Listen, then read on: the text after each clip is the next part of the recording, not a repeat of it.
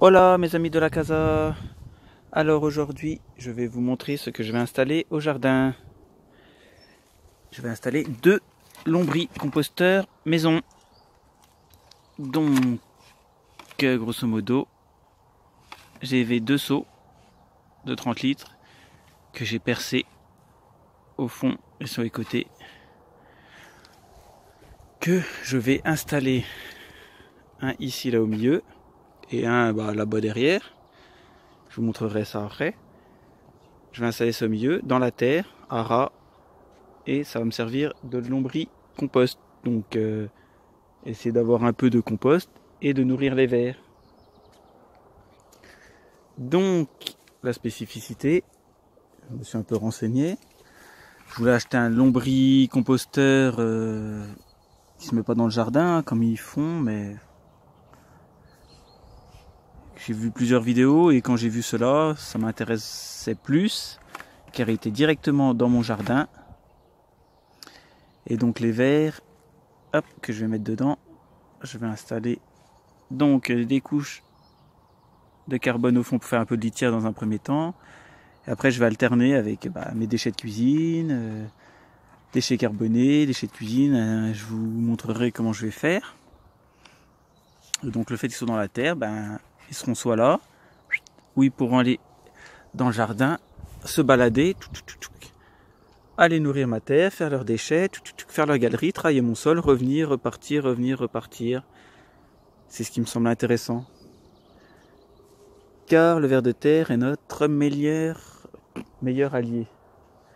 Donc voilà, je vais essayer ça. Moi, ça me plaît énormément. Je ne sais pas si ça va marcher du tonnerre, mais ça me botte bien, donc on va essayer. Donc je vais installer ça et je vous reprends les amis. Alors voilà, une première qui est mise. Donc je vous ai montré.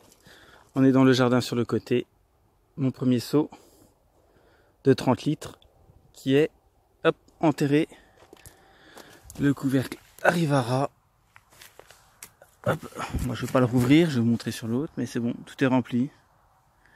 Donc on va bien voir. Donc là je laisse une semaine, je vais voir pour commander où il y a un site où j'ai vu qu'on pouvait échanger des vers sur des gens qui font des lombricompost. Je vais voir si je peux faire un don. J'ai vu que ça se faisait, je sais plus quel site, je sais plus. Donc je vais voir, sinon je vais en commander, voir ce que ça donne. Donc on va essayer ça. Si je peux nourrir ma terre, mes vers et avoir un peu de compost, tout en recyclant mes déchets de cuisine et déchets carton, ce n'est que du bonheur. J'ai vu sur certaines vidéos que normalement, avec un seau comme ça, le ver, ils iraient jusqu'à 3 mètres aux alentours. Donc ils mangent, ils ressortent, hop, ils font leurs petits déchets, leur petite galerie, ils reviennent, hop, ils font des galeries, ils font des déchets. A priori, sur le papier, c'est nickel. On verra bien ce que ça donne. Ça coûte pas grand chose. Un seau du recyclage de déchets de cuisine. Peut-être que les verres, que je vais voir si je vais voir j'en achète, ou ça se trouve genre un don, donc ça coûte quasi rien. Donc on va essayer. Donc celui-là est en place. Et il y a l'autre que je vais aller mettre là-bas au milieu. Pour que à peu près 3 mètres, ça réussisse à nourrir toute la parcelle là-bas. Donc celui-là pareil, il est prêt. Mon seau. J'ai dû mettre une couche de carton jusque là. On s'est fait une petite couche de litière. J'ai mis un peu de déchets, du carton, un peu de déchets, et j'ai refermé avec du carton. Donc là, hop, je vais fermer. Ça va être comme ça pendant encore une semaine, le temps que ça commence à se décomposer un peu. C'est pour ça qu'il faut attendre. Ça se décompose, ça commence à faire des petites bactéries. Après les vers, ils vont mettre une semaine à s'habituer, ils vont aller au fond dans la litière, théoriquement. Donc voilà, je vais aller mettre l'autre. Je vais attendre une semaine. Et je pense que je vous reprends dans une semaine lorsque je poserai les bébés. Allez, à bientôt pour la suite. Et voilà le deuxième seau d'enterrer. Donc voilà, au milieu là. Si ça fait bien les 3 mètres, ça fait à peu près jusque là. Et de là, 1, 2, ouais, ça pourrait peut-être aller jusque là. Donc voilà, je vais repailler, car j'ai creusé, forcément, je vais repailler. Et on va voir ce que ça donne. Donc voilà, je vous tiendrai au courant.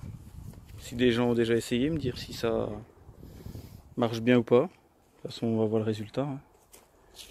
En espérant toujours d'avoir dans le but d'avoir un sol vivant, maximum vivant. Donc voilà, au milieu des maïs, tout sec, tout sécos, et des petites courges. Allez, cette année, il n'y a pas eu d'eau, donc les courges, elles sont pas très grosses, mes petites butternuts. N'a pas énorme. Toutes petites. Ah là, elles sont encore, commencent seulement à changer de couleur. Encore quelques melons qui sont en train de finir de mûrir.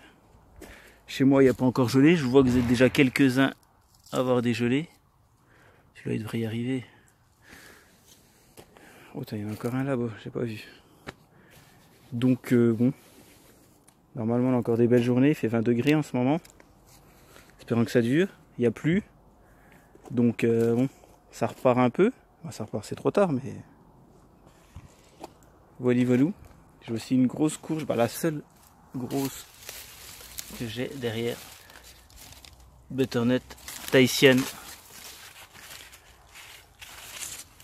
Qui est assez grosse. J'espère qu'elle va avoir le temps de mûrir aussi. Voilà, bah de toute façon, la semaine prochaine, je vous ferai un point sur ce qui a marché, ce qui n'a pas marché. Avec mon façon de ne pas arroser, car bah, bien sûr, tout n'a pas marché. Même si je parle souvent des tomates. Voilà, la fraiseraie a eu très soif. J'aurais dû avoir 2 tournées de fraises avec les pieds remontants, mais j'ai eu qu'une tournée au début du printemps. Bon allez, sur ce, je vous laisse et je vous dis à bientôt les amis.